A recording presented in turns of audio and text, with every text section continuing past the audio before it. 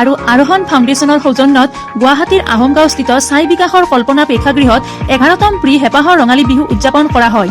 উক্ত অনুষ্ঠানত মুখ্য অতিথিৰূপে বিশিষ্ট চলচ্চিত্ৰ নিৰ্মাতা শংকৰলাল গোয়েংকা, সন্মানীয় অতিথি হিচাপে বাংলাদেশৰ সহকাৰী হাই কমিছনাৰ জিক্ৰুল হাছান ফাহাদ, বিশিষ্ট সংগীত শিল্পী মনীষা হাজৰিকা, অধিবক্তা সোহেলি হিল চৰকাৰ উপস্থিত থাকে। ইয়াৰ উপৰিও বিভিন্ন ধৰণৰ গণ্যমান্য ব্যক্তি উপস্থিত থাকে।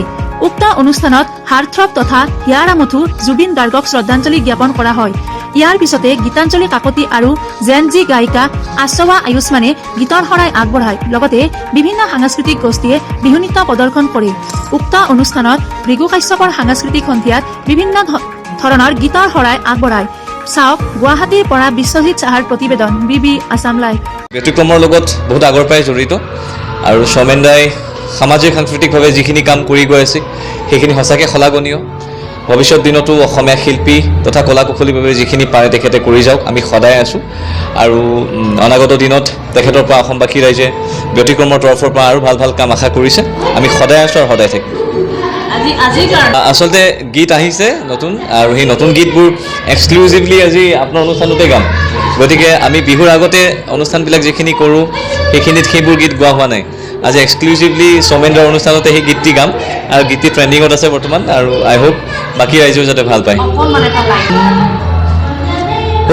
ৰহে দৈ বেলি দুপৰলৈ তোৰে প্ৰেমৰ নিচা লাগিল নাচু পগলা হৈ, ও যৌৱন দৈ তোকে ভাবি জানো কলি যাৰে এফাল তোৰে নামতে দিলো মই। চাওক, অসমীয়া জাতিটোৱে যেতিয়ালৈকে জীয়াই আছে তেতিয়ালৈকে জুবিন দা আমাৰ মাজত কায়িকভাৱে জীয়াই নাথাকিলেও তেখেতৰ সৃষ্টি, তেখেতে যি সমল, যি সত্তা, যি আদৰ্শ আমাক দেখুৱাই থৈ গ'ল, অনাগত 500টা বছৰ অসমীয়া জাতিটো জীয়াই থাকিবলৈ সেইখিনি সাৰ্থক।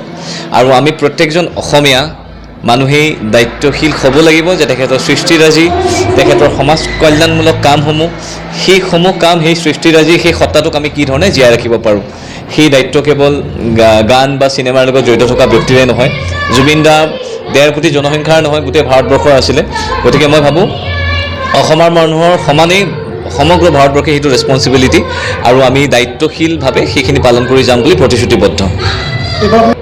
বিহুৰ অনুষ্ঠান 14 তাৰিখৰ পৰা, 14 তাৰিখে আছে অনুষ্ঠান খাৰঘুলিত। তেনেকৈ প্ৰায় 27খনমান অনুষ্ঠান এতিয়ালৈকে হৈছে, আৰু চাওঁ কি হয়। ৰাইজে বিচাৰিলে আমি এভৰি ইয়াৰ 35-40 শ্ব' কৰোঁ।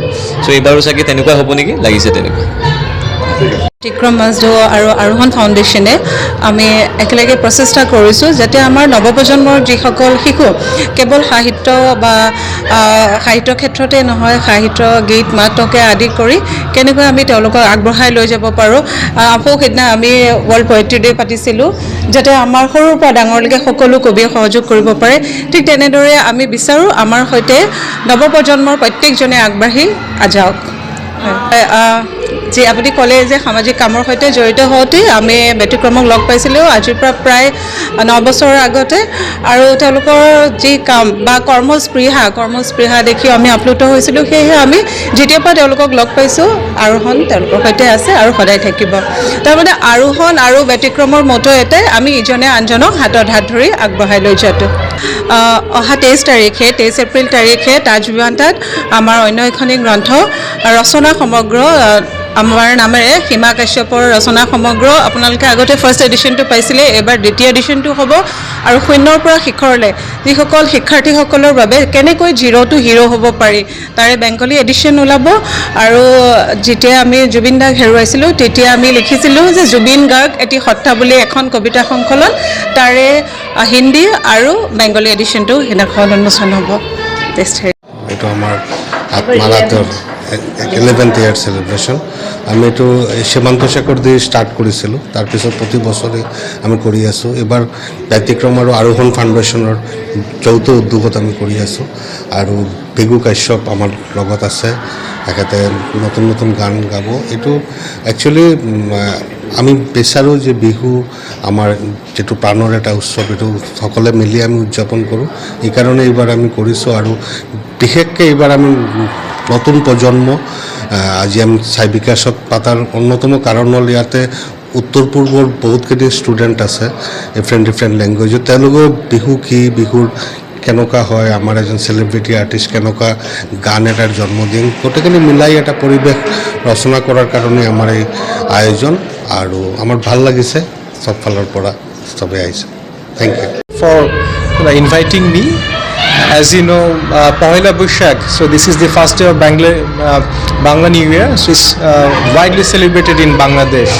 So after joining Assam in 6 months ago, I came to know that Assam also celebrates the Bangla New Year, but here it's called Bihu, and in a similar way to like Bangladesh. So it's a pre-Bihu today. They are celebrating it 11 times. That means 11th anniversary of pre-Bihu. So in Bangladesh, people are also getting ready for celebrating this cultural festival. And as you know, I was saying that when you were talking about Zubin Garg, you were actually, I think I saw you tears in your eyes. So that means you love Zubin Garg so much. So similarly in Bangladesh, there are thousands of followers of fans of Zubin Garg actually, and I am also a tremendous fan. I listened to his first song in 1997, in the Maya song actually. So it was really famous in Bangladesh. And when I came here in last September, joined as the Assistant High Commissioner of Bangladesh in Guwahati, I was thinking of connecting with him because he also performed on 2022 in our National Day program.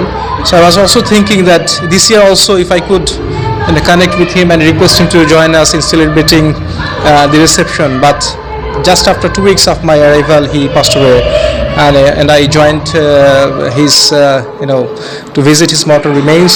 So I hope that the God Almighty rest his soul in peace, and also the whole people of Assam, can actually bear this.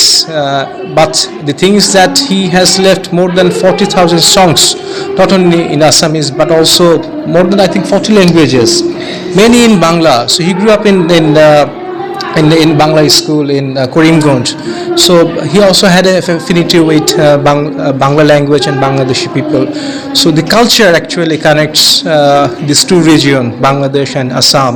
So maybe a physical boundary is dividing us, but actually, for thousands of years, we have the same culture and history. So from my last word would be that we move forward with this cultural identity and celebrate this Bihu festival together. So thank you. বাংলাদেশের জনগণকে তো অবশ্যই পহেলা বৈশাখের শুভেচ্ছা, সেই সাথে আসামে যারা বাংলা ভাষাভাষী আছেন অথবা বাংলাদেশে যারা ছাত্রছাত্রী পড়াশোনা এখানে করছেন অনেকে আমি জানি, অথবা যারা কাজের জন্য এখানে আছেন তাদেরকেও পহেলা বৈশাখের শুভেচ্ছা। এবং তারা যেহেতু আসাম এবং বাংলাদেশ আমরা মোটামুটি সিমিলার ওয়েতে সেলিব্রেট করি, তো আমার মনে হয় না কোনো পার্থক্য তারা অনুভব করবে। মোটামুটি অলমোস্ট সেম। 14 এপ্রিলে আমরা শুরু করি, আর বাংলাদেশে আপনার যদি রমনা বটমূলের দেখেন, আমার মনে হয় 1 কোটির কম না বাংলাদেশে, ঢাকাতেই এই পহেলা বৈশাখটা উদযাপন করা হয়। এটার সাথে মানুষের জীবন, ইতিহাস, সংস্কৃতি অনেক কিছু জড়িত, এবং এই জিনিসগুলোই আসলে আমাদের মানুষের সাথে মানুষের সংযোগ এবং আত্মিক বন্ধনকে কানেক্ট করে, সংযোগ স্থাপন করে, এবং আমরা এগিয়ে যাই। সো অনেক ধন্যবাদ আপনাদেরকে।